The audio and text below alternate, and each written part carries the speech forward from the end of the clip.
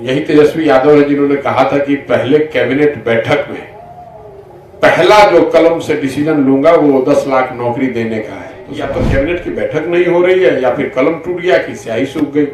Cabinet की बैठक तो हो रही है तो भैया 10 लाख नौकरी देने से कौन रोक रहा है। वही नीतीश कुमार जब गांधी मैदान में खड़े होकर कहते हैं कि 10 लाख नौकरी साल भर में मैं दे दूंगी, अगर नीतीश कुमार 10 लाख सरकारी नौकरी दे दे साल भर में, उनके समर्थन में ये पूरा अभियान वापस ले लेंगे। देखिए, तेजस्वी यादव के बयानों को इन विषयों पर कम से कम कोई गंभीरता से लेने की जरूरत नहीं है।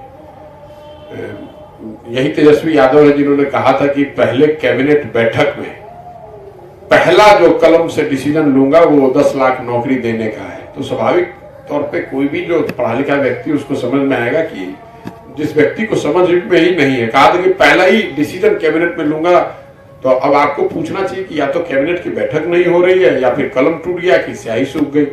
कैबिनेट की बैठक तो हो रही है तो भैया 10 लाख नौकरी देने से कौन रोक रहा है। आपने कहा कि 10,000 सिपाहियों को या पुलिस में भर्ती हुई है, ठीक बात है, हुई होगी, हम लोग भी उसका संकलन कर रहे हैं। 10 लाख नौकरी और 10,000 पुलिस की भर्ती में फर्क नहीं है, जमीन आसमान का फर्क है। तो मैंने जिस दिन तेजस्वी यादव की बात का तो मैं बहुत सीरियसली उसका संज्ञान नहीं लेता हूं, लेकिन 15 अगस्त को नीतीश कुमार जी ने गांधी मैदान में ये जरूर कहा है कि मैं 10 लाख सरकारी नौकरी एक साल में ये सरकार देगी, और 10 लाख अलग से उन्होंने रोजगार की बात की। चलिए रोजगार को हटा दीजिए।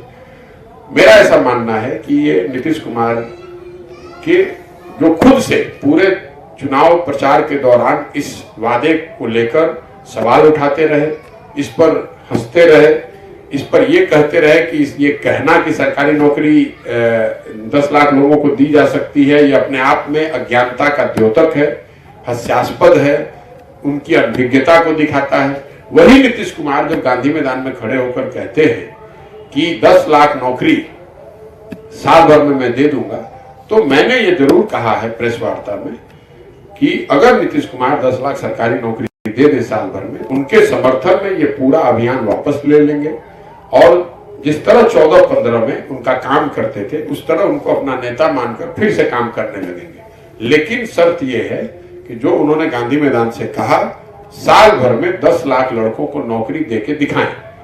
अब आपके जानकारी के लिए बता दूं कि उस घोषणा के किए हुए करीब करीब 4 महीने हो गए। तो 4 महीना तो 12 महीना में निकल गया, और अभी आपने स्वयं से बताया कि 10,000 लोगों को नौकरी दी गई है। तब अगले 8 महीने में 9,90,000 लोगों को नौकरी मिल जाएगी। तो आप भी देखिए, हम भी देखेंगे, हम मान लेंगे कि भाई 10 लाख लोगों को नौकरी दे दी गई। अगर 10 लाख लोगों को नौकरी दी जा सकती है तो किसी को पॉलिटिक्स करने की यहाँ क्या जरूरत है। बिहार का भला होना चाहिए, लोगों को फायदा होना चाहिए। अगर नीतीश कुमार या ये सरकार 10 लाख नौकरी दे सकती है तो दे दे, फिर हमको काम करने के लिए पूरा हिंदुस्तान विश्व पड़ा हुआ है, कहीं जाके काम कर सकते हैं। तो बिल्कुल मैं ऐसा समझता हूं कि ये सिरे से भरी दोपहरी में आंख में धूल झोंक रहे हैं। तेजस्वी यादव को तो इसका आइडिया ही नहीं है, किसी सलाहकार ने लिख दिया, उस बात को दोहरा रहे हैं। उनको पता ही नहीं कि 10 लाख नौकरी देने की प्रक्रिया क्या है, उसके लिए बजट के प्रावधान क्या होंगे, इसको किया कैसे जाता है, कुछ भी बोल दिया।